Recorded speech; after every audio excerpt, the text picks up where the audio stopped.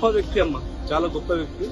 ఆయన తెలంగాణ నుంచి ఉద్యమంలో అనేక కవితలు రాసి చదువుకోకపోయినా కూడా గొప్ప జ్ఞాని.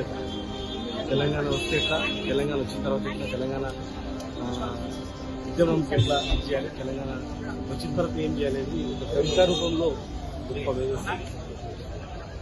ఆయన ఏళ్ళు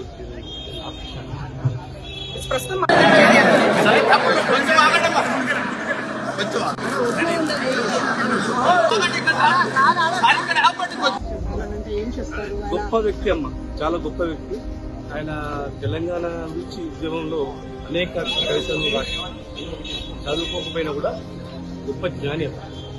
తెలంగాణ వస్తే ఎట్లా, తెలంగాణ వచ్చిన తర్వాత ఎట్లా, తెలంగాణ ఉద్యమంకి ఎట్లా చేయాలి, తెలంగాణ వచ్చిన తర్వాత ఏం చేయాలి అనేది ఒక కవితా రూపంలో గొప్ప వ్యవస్థ.